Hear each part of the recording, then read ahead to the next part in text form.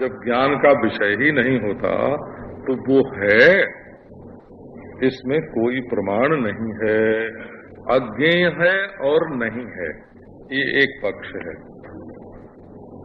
दूसरा पक्ष है अज्ञेय है और संशयास्पद है। संशयवादी मध्यकाल के जो दार्शनिक हुए हैं एशिया में और यूरोप में, वो कहते हैं बाबा कुछ निर्णय नहीं हो सकता, अनिर्णीत है, तो संशयवादी हैं। तो एक नास्तिवादी हैं अज्ञेयवादियों में, और एक संशयवादी हैं। अब तीसरा देखो, अनिर्वचनीयवादी हैं। अज्ञेय का अर्थ है अनिर्वचनीयता। उसका अर्थ है साक्षाद अपरोक्षत्वे सति वांग मनसा गोचरत्वम अनिर्वचनीयत्वम। साक्षात अपरोक्ष अपना स्वरूप ही है, इसलिए उसमें प्रमाण की जरूरत नहीं है। लेकिन वाणी शब्दों के द्वारा उसको उपस्थित नहीं कर सकती, मन ध्यान के द्वारा उसका ठीक ठीक आकार कल्पित नहीं कर सकता। इसलिए वांग मनसा गोचरत्वे सति साक्षात अपरोक्षत्वम। ऐसा अज्ञेय शब्द का अर्थ केवल ज्ञेय का निषेध नहीं है, अदृश्यत्वे सति अपरोक्षत्व ऐसा है। तो अनिर्वचनीयता तो हमारी बिल्कुल विलक्षण हो गई। माने वस्तु है, वस्तु ज्ञान स्वरूप है, वस्तु अपना आत्मा है। ये वस्तु खुर्दबीन से देखने के लिए नहीं है, बल्कि ये न हो तो खुर्दबीन ही काम न करेगा। ये वस्तु आंख कान नाक से देखने के लिए नहीं है, ये न हो तो आंख कान नाक काम ही न करेंगे। ये वस्तु मन से देखने के लिए नहीं है, बुद्धि से देखने के लिए नहीं है, बल्कि ये न हो तो मन और बुद्धि काम ही नहीं करेंगे। इसलिए पहली बात यह है कि अगोचर शब्द के अर्थ को आप बिल्कुल ठीक ठीक समझें। स्वप्रकाशत्वेन अगोचरम, स्वप्रकाश है, सर्वावभाषक है, आत्मा है, इसलिए अन्यत्वेन गोचर नहीं है, दृश्यत्वेन गोचर नहीं है। परंतु दृश्य और दृश्याभाव, अन्य और अन्याभाव सब इसी के होने से मालूम पड़ता है, ऐसा अगोचर है। इसलिए अज्ञेय पद, अगोचर पद का केवल अज्ञेय अर्थ बोल देना पर्याप्त नहीं है, वो तो पारिभाषिक होते हैं। अच्छा, अब दूसरी बात लो कि यदि नितांत अगोचर है तो उसको समझने के लिए, अनुभव करने के लिए करना क्या चाहिए? तो इसका उपाय पहले बताया, सर्व वेदांत सिद्धांत गोचरम तमगोचरम। तम पद का अर्थ है जी, वो तो प्रसिद्ध है, प्रसिद्ध है, प्रसाधक है। भूतम प्रसिद्धंच परेण जद जद तदेव तत्स्यात् इति में मनीषा। तम का अर्थ है प्रसिद्ध है। पहले ही श्लोक में तम शब्द का प्रयोग करना साहित्यिक परंपरा के अनुकूल नहीं होता है। यदि उपक्रांत हो, पहले से उसका वर्णन कुछ किया गया हो, और तब कहना चाहिए कि वह है।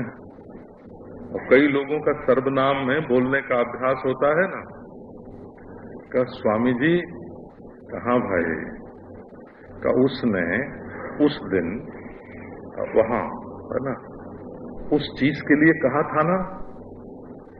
करे बाबा किस दिन कब कहाँ किस चीज के लिए, ये सब का सब सर्वनाम में डाल के तो हमको तुमने एक घोर अंधकार में डाल दिया।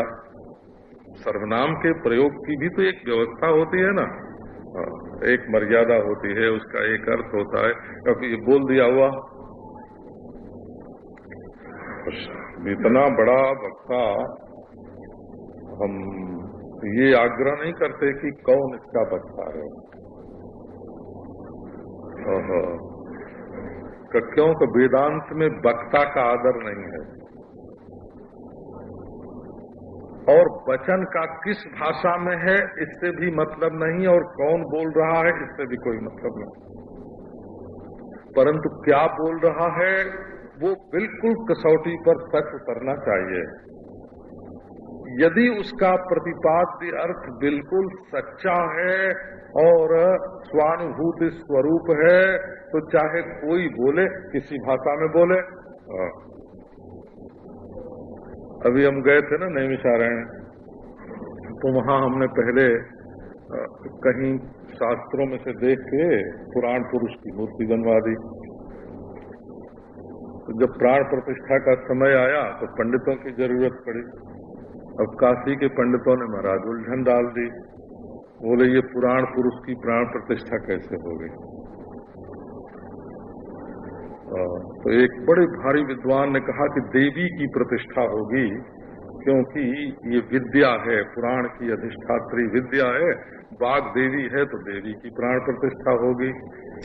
अब हमारी जो मूर्ति बनी वो तो पुराण पुरुष की बनी, पुरुषाकार मूर्ति है, जैसा वर्णन है शास्त्र में, पुराणम चंपकाभासम शुकवक्त्रम चपुंदिलम, वैसी मूर्ति बनी। तो मैंने एक चिट्ठी लिखवाई कि किस किस ग्रंथ में इसका वर्णन है, और प्राण प्रतिष्ठा विष्णु की होनी चाहिए पुराण पुरुषोत्तम के रूप में। तो महाराज उस पर जब विचार करने का अवसर आया ना, हम एक दूसरी बात आपको सुना रहे हैं, जब विचार हुआ तो किस शास्त्र की मूर्ति कैसी, किस शास्त्र की मूर्ति, ये आया सामने। तो उसमें ये आया कि इतिहास की मूर्ति जो है उसका मुंह सूअर की तरह होता है, सूकर मुख होता, बराह मुख होता है इतिहास, और तोते की तरह, पोपट की तरह मुख होता है पुराण का। तो जो लोग इतिहास ज्यादा ढूंढते हैं उनको क्या करना पड़ता है, धरती खोदनी पड़ती है, उसमें से ताम्रपत्र निकालना पड़ता है, शिलालेख निकालना पड़ता है, गड़े हुए मुर्दे को और ढूंढ ढूंढ के ये हड्डी कितने वर्ष की है ये निकालना पड़ता है। तो वो इतिहास को उसमें सूकर मुख लिखा है अनेक कई ग्रंथों में, फिर तो बहुत 10-5 ग्रंथों में मिल गया, और पुराण को शुकमुख लिखा है।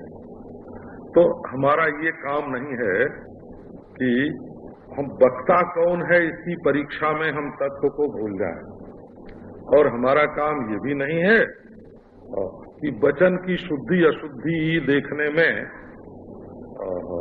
एक बच्चा भी तोतली बोली में आके कहे कि घर में आग लगी है तो उसको आप पहले व्याकरण सिखावेंगे, भाषा सिखावेंगे कि जाके आग बुझावेंगे? तो उसको व्याकरण और भाषा नहीं सिखाई जाएगी, पहले आग बुझाई जाएगी। पहले जो वाच्य अर्थ है, प्रतिपाद्य अर्थ है, उसको ग्रहण करना चाहिए। तो ये जो तम है, तम का अर्थ है वह। कौन वह? तो बोले कि भाई वह का नाम लेके बताने का नहीं है, संकेत से, इशारे से ही बताने का है। बल्कि ये तम कौन है? कोई संकेतितम जो है उसी के एक देश को तम को लेकर के, संकेतितम में जो तम है ना उसी को लेकर तम पद का प्रयोग कर दिया। अच्छा जी, सर्व वेदांत सिद्धांत गोचरम। गोचर शब्द का अर्थ है तात्पर्य विषय, माने वेदांत भी ये घड़ा है, ये कपड़ा है, इस तरह से उसका वर्णन नहीं करता है कि ये यज्ञ करो तो जो स्वर्ग तुम्हारे पास नहीं है वो बन जाएगा, जो अपूर्व नहीं है वो उत्पन्न हो जाएगा। ऐसा नहीं है कि तब क्या है? बोले देखो आप परमात्मा को जानना चाहते हो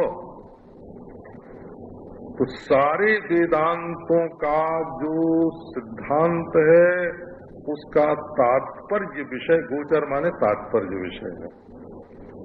अब एक बात आई तो भाई बात वेदांत की है, इसलिए आप इसको बहुत हल्के फुल्के अर्थ में नहीं लें, हम वैसे हल्की फुल्की बात भी सुनाएंगे।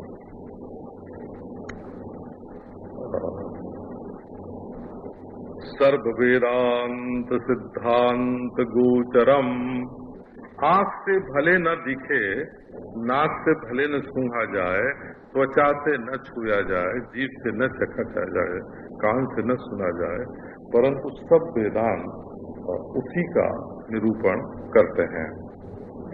सर्व वेदांत सिद्धांत गोचरम। महाराज आपके पीछे बहुत लोग बैठे हैं तो उनकी आंख पर पर्दा पड़ेगा। इधर कहीं भी बैठता। सर्व वेदांत सिद्धांत गोचरम। वेद वेदांत किसका प्रतिपादन करते हैं? आप पहले इसको यूं देखो कि कई चीज ऐसी होती हैं जो लखाने पर ही मालूम पड़ती है,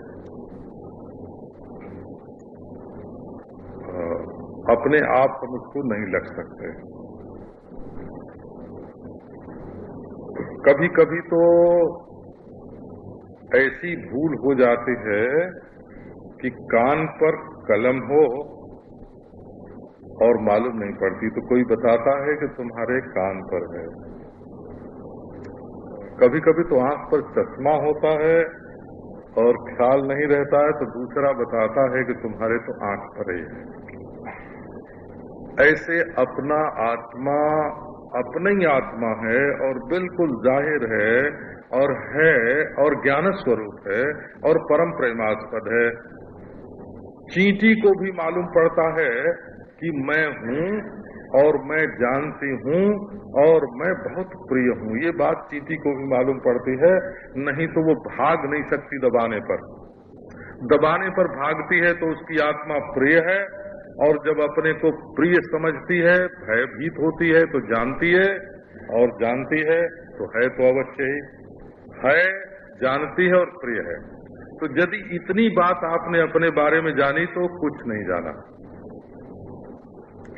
जानना तो ये है कि आत्मा ब्रह्म है, तो अपनी ब्रह्मता जो है वो मालूम नहीं पड़ती। कहीं देश पर नजर फंस गई, कहीं काल पर नजर फंस गई, कहीं दृश्यमान वस्तु पर नजर फंस गई, तो आप अपनी अद्वितीयता को, पूर्णता को जान नहीं सकेंगे।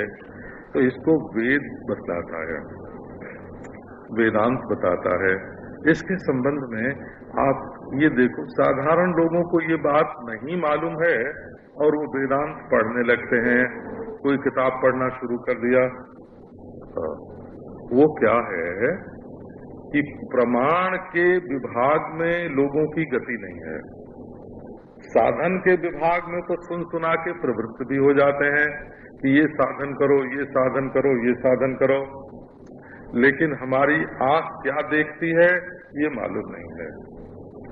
देखो, जो आंख से दिखता है वो नाक से मालूम नहीं पड़ता, और जो नाक से मालूम पड़ता है वो आंख से दिखाई नहीं पड़ता। तब प्रमाण की पहचान क्या होगी, है ना, कि प्रमाणांतर नाक से तो मालूम न पड़ता हो और नाक उसको काट न सकती हो, और आंख से असंदिग्ध रूप से मालूम पड़ता हो, तो उसका नाम रूप होगा। ये वेदांत में ऐसी परिभाषा है, प्रमाणांतर से अनधिगत, प्रमाणांतर से अबाधित, असंदिग्ध बोध का जनक होता है प्रमाण। ये उसकी भाषा बोल दी। माने किसी दूसरी तरह से जब बात मालूम न पड़ती हो और उसके लिए एक खास तरीका हो जिस तरह से वो मालूम पड़ती हो, तो वो जो खास तरीका है वो प्रमाण होगा। जो दूसरी तरह से मालूम पड़ जाए, लेबोरेटरी में अद्वैत ब्रह्म मालूम पड़ जाए, तो वेद वेदांत अनुवादक हो जाएंगे। यदि डॉक्टर ने दवा दे करके 150 रोगियों पर, उनमें से यदि 70-80 मर गए तब तो उसकी दवा बेकार, और यदि 10-20 मरे तब तो उसकी दवा सच्ची। तो दुनिया में प्रयोग कर करके जो प्रमाण इकट्ठे किए जाते हैं, अनुभव इकट्ठे किए जाते हैं, वो वेदांत पर लागू नहीं होते। न तो ये दुनिया की मशीन वेदांत को काट सकती है, और न तो दुनिया की मशीन वेदांत को सिद्ध कर सकती है। क्यों? कि दोनों का विषय जुदा है। विषय से अलग इंद्रियां, इंद्रियों से अलग अंतःकरण, अंतःकरण से अलग उसका साक्षी, और वो साक्षी कितना लंबा, कितना चौड़ा, कितना बड़ा, कैसा है, कि ये बात आप यदि मशीनी ज्ञान से प्राप्त करना चाहते हो तो बिल्कुल गलत। तो पहली बात ये है कि इसके संबंध में वेद जो आत्मा के संबंध में जो बात बताता है, वो बात किसी भी दूसरे प्रमाण से ज्ञात नहीं है, और यदि ज्ञात होवे तो वो अनुवाद हो जाएगी, प्रमाण नहीं होगी। और दूसरा कोई प्रमाण उसको काट नहीं सकता। कोई भी ये सिद्ध नहीं कर सकता कि मैं नहीं हूँ, मैं नहीं जानता हूँ, मैं प्रिय नहीं हूँ, और मैं अद्वितीय ब्रह्म हूँ। ये काटने का सामर्थ्य संसार के किसी प्रमाण में नहीं है। अब एक दूसरी बात पर ध्यान दो, क्योंकि आपको वेदांत की बात सुनानी, और एक दूसरी बात पर ध्यान दो कि वेद यदि भेद का वर्णन करे, न वेदो भेद गोचरः, वेद का तात्पर्य विषय भेद नहीं है, क्योंकि भेद तो हमको मालूम पड़ता है, इंद्रियों से मालूम पड़ता है, मन से मालूम पड़ता है, शत्रु मित्र के रूप में मालूम पड़ता है, भाई भतीजे के रूप में मालूम पड़ता है, जागृत स्वप्न सुषुप्ति के रूप में मालूम पड़ता है। भेद तो साक्षी भाष्य है ही। स्थूल भेद है तो आभास भाष्य है, और सूक्ष्म भेद है तो साक्षी भाष्य है। भेद तो हमको ऐसे ही मालूम पड़ जाता है, उसके लिए वेद की क्या जरूरत। तो भेद का प्रतिपादन करने के लिए वेद है ही नहीं, वेद अभेद का प्रतिपादन करने के लिए है। प्रमाणांतर सिद्धत्वात् भेदस्य मिथ्यात्वाद अप्रयोजनात् श्रुत्यंतर विरोधाच्च न भेदो वेद गोचरः। 4 हेतु दिया, 4 कारण बता रहे हैं। क्या? कि एक तो दूसरे प्रमाणों से भेद मालूम पड़ता है, बच्चे को भी मालूम पड़ता है, बुढ़े को भी मालूम पड़ता है, पागल को भी मालूम पड़ता है। भेद तो अपने आप को स्वयं मालूम पड़ता है, और जब मालूम पड़ रहा है तब उसको बताने के लिए वेद की क्या जरूरत। इसलिए भेद वेद का प्रतिपाद्य नहीं है। दूसरी बात, भेद जहाँ मालूम पड़ रहा है, भेद कहाँ मालूम पड़ रहा है? भेद में कि अभेद में? भेद का अधिष्ठान कौन सा है? भेद का प्रकाशक कौन है? कब भेद का अधिष्ठान अभेद है कि भेद है? यदि भेद का अधिष्ठान भेद है तो उस भेद का अधिष्ठान कौन है? तो इसमें क्या होगा? इसमें तो बिल्कुल आत्माश्रय, अन्योन्याश्रय, चक्र का पत्ती, अनवस्था, बहुत सारे दोष हो जाएंगे। तो अपने अभाव के अधिष्ठान अभेद में भासने के कारण भेद मिथ्या है। भेद भ्रांति ज्ञान निवर्त्य होने के कारण का भेद मिथ्या है।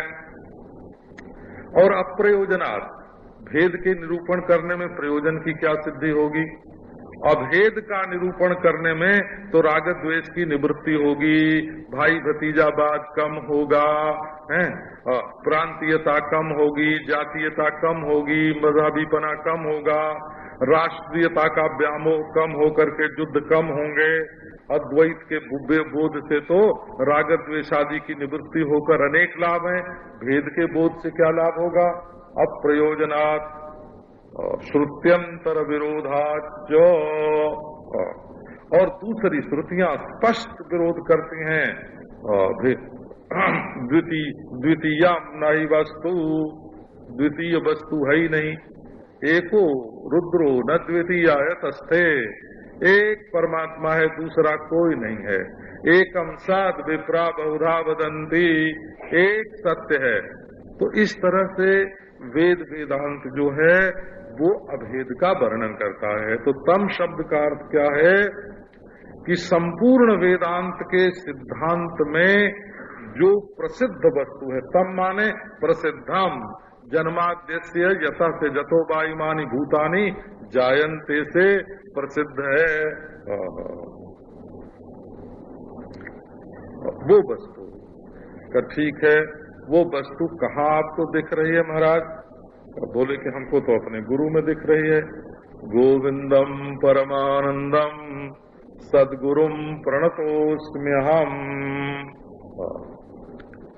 इसी से देखो परमहंस रामकृष्ण के संप्रदाय में ओम नमो भगवते और रामकृष्णाय करके उपासना करते हैं, और ओम नमो भगवते रमणाय करके उपासना करते हैं। रमण महर्षि के संप्रदाय में लोग अपने अपने सद्गुरु में साक्षात परब्रह्म परमेश्वर का दर्शन करते हैं। तो इन्होंने अपने गुरु का नाम लिया गोविंदम, गोविंद पाद। ऐसे भी कल्पना कर सकते हैं कि इनके गुरु थे परमानंद, गोविंद के रूप में उनका वर्णन किया है। इनके गुरु थे गोविंद, परमानंद के रूप में उनका वर्णन किया है। इसमें कहना क्या चाहते हैं? कहना ये चाहते हैं कि सद्गुरु की जो आत्मा है नित्य शुद्ध बुद्ध मुक्त ब्रह्माभिन्न, वही परमानंद स्वरूप हमारी आत्मा है, शुद्ध बुद्ध मुक्त प्रत्यगाभिन्न प्रत्यक्ष स्वरूप।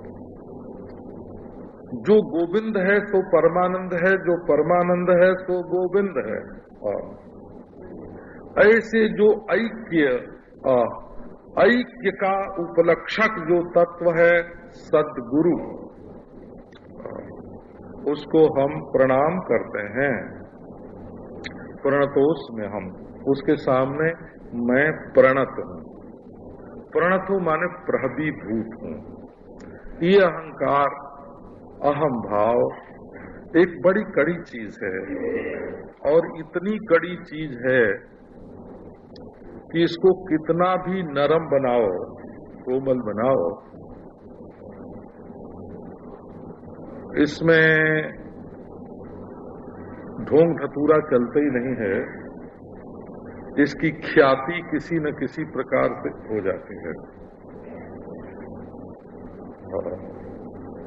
लोग कहते हैं महाराज हम तो बिल्कुल तृण हैं, फिर उनको गौरव का अनुभव होता है कि और सब लोग पहाड़ बने बैठे हैं और मैं तृण बन के रहता हूँ, तो मैं पहाड़ बनने वालों से तृण बनने वाला श्रेष्ठ हूँ।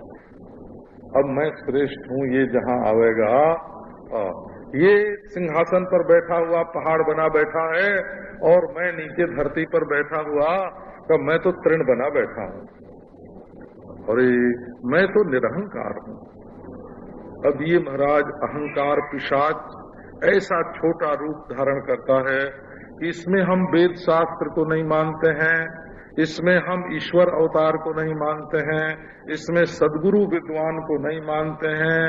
सबको तौलने के लिए अपनी अक्कल की कसौटी सामने रख देते हैं। तो प्रणतोष में हम का अर्थ है नम प्रहदी भावे। नमक दूसरों को गलाता है और खुद भी गल जाता है। नमक शब्द भी संस्कृत का ही है। क्यों कि जब नमन शब्द संस्कृत का है, जब अन प्रत्यांत जुगोर नाकौआ अला अन जो है वो नमन बनाता है, तो अच क्यों नहीं बनेगा? और नमक शब्द भी संस्कृत का है। तो नतः का अर्थ ये है मैं खुद गल गया, मैं खुद गल गया, प्रणतः पूरी तरह गल गया। कहाँ गल गया? कि उस सदगुरु के प्रति मैं पूरी तरह गल गया। उसकी क्रिया और हमारी क्रिया, उसकी इच्छा और हमारी इच्छा, उसके विचार और हमारे विचार। बोले हाँ ठीक है ना। तो जब सदगुरु के विचार, सदगुरु की इच्छा, सदगुरु की क्रिया, है ना, अहम भाव को गलाकर स्वयं प्रतिष्ठित हो जाती है, तब प्रणाम होता है। प्रणाम माने एक तो हाथ जोड़ना होता है, एक सिर झुकाना होता है, एक नमस्ते बोलना होता है, एक ऐसे करना होता है, एक यूं करना होता है। लोग बोले कुछ नहीं, खड़े हो गए बिल्कुल खुद की तरह, ऐसे भी होता है। स्थाणु की तरह बिल्कुल खड़े हो गए, इसका नाम भी प्रणाम है। तो ये आचार्य बोलते हैं सदगुरुम प्रणतोस्म्य हम तदभिन्नो भवामि इत्यर्थः। मैं अपने सदगुरु से अभेद का अनुभव करता हूँ, अभेद का अनुभव करता हूँ। उनके ज्ञान,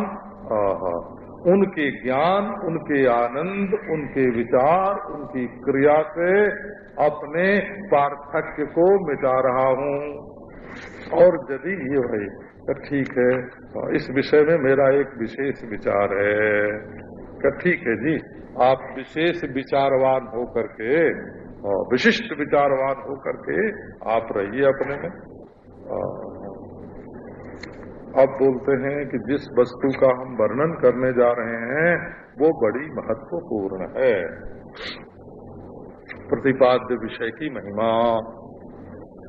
जंतूनाम नरजन्म दुर्लभ मतः पुष्टम ततो विप्रता तस्माद् वैदिक धर्म मार्ग परता विद्वत्वमस्मात् परम आत्मानात्म विवेचनम स्वनुभवो ब्रह्मात्मना संस्थिति मुक्तिर्नो शतकोटि जन्म सुकृतैः पुण्यैर्विना लभ्यते। जंतूनाम नर जन्म दुर्लभम शार्दूल विक्रीडितम। सिंह गर्जना है, सिंह गर्जना है वो। तावत गर्जन्ति शास्त्राणि जम्बुका विपिने यथा न गर्जति महाशक्तिर जावत वेदांत केसरी। गीदड़ तो बहुत बोलते रहते हैं दुनिया में, लेकिन जब शेर बोलता है तो सब चुप्पी लगा जाते हैं। ऐसे ये शार्दूल विक्रीडितम माने सिंह गर्जना है। क्या सिंह गर्जना है? बहुत से प्राणी दुनिया में पैदा होते और मरते हैं। कई प्राणी ऐसे होते हैं कि 24 घंटे में उनकी 20-20, 30-30 पीढ़ी खत्म हो जाती है। ऐसे छोटे छोटे जंतु संसार में होते हैं। जायन्ते इति जनन समकालम म्रियन्ते च। उनकी मौत का पता नहीं चलता, पैदा होते हैं, मरते जाते हैं, पैदा होते हैं, मरते जाते हैं। ऐसे जंतु तो अनगिनत होते हैं संसार में। उनमें ये 2 पांव 2 हाथ वाला प्राणी नर दुर्लभ है। नर जन्म दुर्लभ है। जैन सिद्धांत में तो गिनती की हुई है कि 84 लाख जोनियां कैसी होती हैं। उन्होंने एक और किस कर्म से कैसी जोनी होती है उसकी भी गणना करते हैं। कर्म सिद्धांत का एक विशिष्ट अनुसंधान जैन धर्म में, जैन सिद्धांत में मिलता है। वैदिक सिद्धांत में भी है, कर्म की बड़ी भारी महिमा है। ये आकृतियां क्यों बदलती हैं? एक की आकृति 4 हाथ वाली, 2 हाथ वाली, और एक की आकृति 4 पांव वाली, और एक का मुंह घोड़ा गधा की तरह लटका हुआ, और एक का बंदर की तरह गोल गोल। ये भाई, ये आकृतियों में भेद कैसे होता है? तो इसका मूल है असल में वासना का विकास। तत्व तो एक ही है, परंतु उस तत्व में जो वासना है वो नाना प्रकार की आकृतियों का विकास करती है। तो मनुष्य जन्म जिसमें व्यवस्थित विषय भोग है, अभी हमने पढ़ा था जो काण्व शाखा का शतपथ है, उसमें ये वर्णन आया है कि विधाता ने 5 प्रकार के जो प्राणी हैं उनको अपने सामने बुलाया, प्रजापति ने। उसमें शब्द प्रजापति है। प्रजापति ने 5 प्रकार के प्राणियों को बुलाया और उनमें मर्यादा कर दी। पशु तुम ऐसे रहना, पक्षी तुम ऐसे रहना, देवता तुम ऐसे रहना, दैत्य तुम ऐसे रहना। 5 की मर्यादा बना दी। फिर मनुष्य को बुलाया, मनुष्य को भी एक मर्यादा बनाई कि हे मनुष्य, तुम 24 घंटे में 2 ही बार भोजन करो। ये मर्यादा बनाई। तो और सब प्राणियों ने देवताओं के लिए जैसा था, दैत्यों के लिए, पशुओं के लिए, पक्षियों के लिए, उन सब ने तो प्रजापति की बनाई हुई मर्यादा का पालन किया, क्योंकि पशु के लिए भोजन की मर्यादा नहीं थी, पक्षी के लिए भी नहीं थी, देवता दैत्य के लिए भी नहीं थी। भोजन की मर्यादा तो मनुष्य के लिए थी, और मनुष्य को विधाता ने कह दिया कि 2 ही बार खाना। तो उसने इस मर्यादा का उल्लंघन किया। वो 3 बार, 4 बार, 5 बार खाने लग गया। गिनती नहीं, अनेक बार उपद्रव हो गया। तो मौत आ गई मनुष्य के पास। ये जो प्रजापति की बनाई हुई 2 बार भोजन की, सायं प्रातः की के भोजन की मर्यादा थी, उसके उल्लंघन से मृत्यु आके मनुष्य के सामने खड़ी हुई। मरो जायस्व मृयस्व, मरो और पैदा हो, मरो और पैदा हो। बोले कि देखो भाई, इसमें जो मर्यादा पालन करने वाले हैं, मनुष्य योनि प्राप्त होने पर जो अपनी मर्यादा में स्थित हैं, विप्रता ब्राह्मण जो वेद का धारण करते हैं, जरा उसको विस्तार से सनातन धर्म की रीति से आप समझ लो। आर्य समाज की रीति से नहीं, हम सनातन धर्म की रीति से समझाते हैं। उनकी रीति से समझाना हो तो वैसे भी समझा दें, आपको समझना हो तो, क्योंकि उसमें हमारा कोई 3 प्रकार की विप्रता होती है। एक तो आध्यात्मिक, जिसमें सम दमादि जो सद्गुण गीता में बताए हैं ना, ब्राह्मण में ब्रह्म कर्म स्वभावजम, समोदमस तपस शौचम, वो हो गए, वो आध्यात्मिक ब्राह्मण हुआ। और जो गायत्री आदि की उपासना करे, यज्ञोपवीत आदि संस्कार से संपन्न होकर गायत्री की, सूर्य की उपासना करे, वो आधिदैविक ब्राह्मण हुआ। और जिसकी माता भी ब्राह्मणी हो और पिता ब्राह्मण हो और रजबीज परंपरा से शुद्ध हो, तो आदि भौतिक ब्राह्मण हुआ। तो त्रीणि जस्यावदातानि, ये महाभाष्य में ये श्लोक, व्याकरण महाभाष्य में, उसी को महाभाष्य बोलते हैं। तो 2 बार ये श्लोक थोड़े पाठ भेद से आया है। त्रीणि यस्यावदातानि योनिर विद्या च कर्म च एतच्छिवे विजानी ब्राह्मणाग्र्यस्य लक्षणम, ब्राह्मणाग्र्यस्य लक्षणम। माता पिता की परंपरा शुद्ध हो, रज दीर्घ शुद्ध हो, और विद्या माने उपासना शुद्ध हो, और कर्म माने शांति दांति आदि जो कर्म आध्यात्मिक होता है, उपासना आधिदैविक होती है, और योनि आदि भौतिक होती है। ये तीनों जिसकी शुद्ध हो, उसमें फिर ब्राह्मण में वैदिक धर्म परायण हो, और उसमें भी अपने धर्म के रहस्य को समझता हो। धर्म करने वाले बहुत मिलते हैं, परंतु धर्म के रहस्य को समझने वाले बहुत कम मिलते हैं। आप कहते हो ना कि हमारा भाव शुद्ध है, भाव शुद्ध है, परंतु भाव की शुद्धि में और धर्म में थोड़ा अंतर पड़ता है।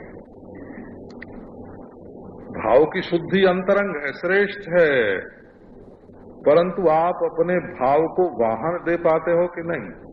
भाव तो देवता है, भाव को वस्तु का वाहन चाहिए। जैसे आप एक फूल ला के रखते हो तो उसमें आदर भाव को वाहन मिलता है। कौन सा का फूल है ना? ये फूल आदर भाव का, श्रद्धा भाव का वाहन है। हाथ जोड़ते हो तो ये हाथ क्या जोड़ना क्या है?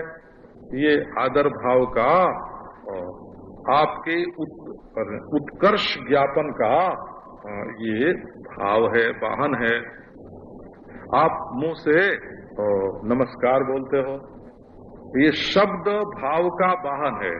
जैसे शब्द भाव का वाहन है, क्रिया भाव का वाहन है, वस्तु भाव का वाहन है, सनातन धर्म की प्रक्रिया ये है कि वो निराकार देवता को भी आकार का वाहन देता है, मूर्ति के रूप में प्रकट हो गए। जगत बीज सालग्राम होकर प्रकट हो गया। वस्तु, सूक्ष्म वस्तु को भी वाहन दे और सूक्ष्म भाव को भी वाहन दे। तो इस रहस्य को समझना, सनातन धर्म के रहस्य को समझना, ये धर्मानुष्ठान करने वाले से रहस्य समझने वाला श्रेष्ठ है। आत्मानात्म विवेचनम स्वनुभव, ये होड़ा चक्र से लेकर के ऋग्वेद पर्यंत जितने धर्मानुष्ठान और वस्तु के वर्णन हैं, उनका एक रहस्य होता है। और शंकराचार्य भगवान ने तो उद्धृत किया ही है, और मनुस्मृति में भी है। न यनध्यात्मविद वेदान शक्तुम ज्ञातुम शक्नोत्य शेषता, न यनध्यात्मविद वेदान ज्ञातुम शक्नोति अशेषतः। जो अपने अध्यात्म, जैसे कोई मोटर की मशीन को न समझे और उसको चलावे तो उसका चलाना दूसरी कोटि का है, और जो पूरी मशीनरी को समझता हो और चलाता हो उसका चलाना दूसरी कोटि का है। चलाना एक तरीका मालूम पड़ेगा, लेकिन वो विद्वान है उसका। आत्मानात्म विवेचनम, अनात्मा क्या है, आत्मा क्या है।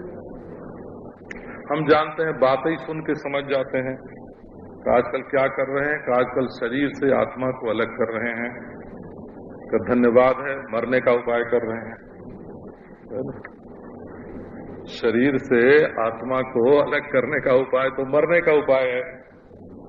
कि तब क्या है, बोले भाई बुद्धि में जो शरीर और आत्मा की एकता का भ्रम हो गया है, उस भ्रम को दूर करने का उपाय कर रहे हैं। कि ठीक है, अब आप अध्यासवाद में पहुंच गए।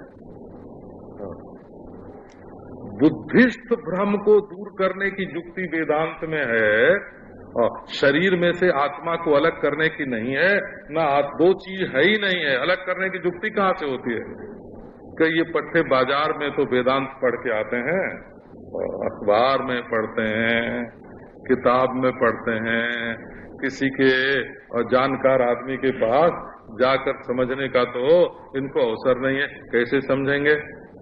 तो आत्मा और अनात्मा का विवेचन माने विवेक, विवेक माने बुद्धिस्थ भ्रम, बुद्धिस्थ अध्यास। अध्यास कहाँ होता है? अतस्मिस्तद बुद्धि इति असकृत बोचामा। अध्यास तो बुद्धि में होता है और तुम तो देह से आत्मा को अलग कर रहे हो। और बुद्धि में जो गांठ पड़ गई, बुद्धि की गांठ खुलती है विवेक से, शरीर की गांठ। अब ये कहो कि हमने तो देखा है शरीर में तो सैकड़ों गांठ हैं, टखने पर गांठ है, घुटने पर गांठ है, कमर पर गांठ है, केहनी पर गांठ है, पहुंचे पर गांठ है, पकुरे पर गांठ है, और एक एक हड्डियों की गांठ है। आप उनको आंख बंद करके बैठोगे और उनको खोलोगे? कि नहीं, वो नहीं खोली जाती है। जो अकल में झूठ और सच की, सत्य और मिथ्या की गांठ बैठ गई है अक्ल में, वो वेदांत के द्वारा खोली जाती है। तो आत्मा, अकल को ठीक करने के लिए वेदांत है, हड्डी पसली को ठीक करने के लिए वेदांत नहीं है, उसको हटाने सटाने के लिए वेदांत नहीं है। तो कहीं शेर गजल पढ़ के तो आपने वेदांत नहीं सीखा है। गा गा के वेदांत नहीं आता, समझ समझ के वेदांत आता है। डंका बजाने की चीज ये नहीं है, ये समझने की चीज है। आत्मानात्म विवेचनम। जब बुद्धि में आत्मा और अनात्मा का विवेक हो जाता है तब होता है सुष्ठु सुंदर अनुभव। सुंदर अनुभव माने अनुभाव्य, अनुभविता। एक अनुभव ऐसा होता है कि मैं देखने वाला हूँ और ये घड़ी देखी जाने वाली है, तो अनुभाव्य हुई घड़ी और अनुभविता हुआ मैं। वेदांत में जो अनुभव होता है वो ऐसा नहीं होता। वो अनुभव करने वाले को कर्ता नहीं बनाता और अनुभव किए जाने वाले को विषय नहीं बनाता। अनुभाव्य हो जाता है अल्प अथवा सर्व, और अनुभविता हो जाता है अल्पज्ञ अथवा सर्वज्ञ। और ये अल्पज्ञता और सर्वज्ञता, अल्पता और सर्वता, दोनों को काट करके माने कुल्हाड़े से नहीं, बुद्धि में उचंत खाते में लिख देता है। ऐसा जो अनुभव होता है वो श्रेष्ठ अनुभव है। इससे क्या होता है कि आत्मा और ब्रह्म की एकता हो जाती है। सुन लो भाई, जिसको दुनिया में कुछ पाना है, कुछ लेना है, देना है, उसका तो जो पुण्य कर्म है वो उसी में लग जाता है। हमको इतना पैसा मिल जाए, है ना, हमको इतना आरोग्य मिल जाए, पुण्य को बेचते जाते हैं ना, पुण्य को बेचते जाते हैं। हमको ये ब्याह हो जाए हमारा, हमको ये पैसा मिल जाए, हमारा ये शरीर ठीक हो जाए, पुण्य को बेचते जा रहे हैं, चीज खरीदते जा रहे हैं। जब निष्काम भाव से पुण्य करते हैं, निष्काम भाव माने अंतःकरण की शुद्धि, बाहर की वस्तु की कामना नहीं है और पुण्यानुष्ठान हो रहा है, तब होता है अंतःकरण शुद्ध। और शुद्ध अंतःकरण में दृश्य के प्रति नहीं, दृष्टा के प्रति जिज्ञासा हो जाती है कि ये जो मैं देख रहा हूँ सो कौन है। और ये जब जिज्ञासा होती है और आत्मा का विचार होता है, महावाक्य आदि के द्वारा अपने ब्रह्मत्व का ज्ञान होता है। वेदांत में अज्ञान माने न जानना नहीं होता है। वेदांत में अज्ञान माने अपने को ब्रह्म न जानना। अज्ञान माने सुषुप्ति में जैसा अज्ञान होता है, या जैसे हम दीवार के उस पार क्या रखा है नहीं जानते, इसका नाम अज्ञान है। और कल क्या होगा नहीं जानते, का इसका नाम अज्ञान है। वहाँ क्या हो रहा है का हम नहीं जानते, इसका नाम अज्ञान है। करे हम तो बेहोश हो गए, मूर्छित हो गए, कुछ नहीं जाना, इसका नाम अज्ञान है।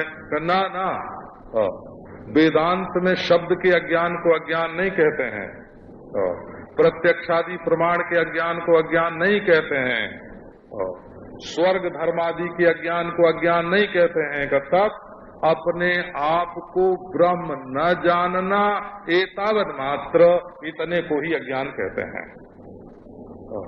इसलिए इस अज्ञान की ये परिभाषा है, परिभाषित अज्ञान है। टेक्निक अज्ञान शब्द का अर्थ जो है ना, वो टेक्निक है, अपने को ब्रह्म नहीं जानना, बस इसी का नाम अज्ञान है।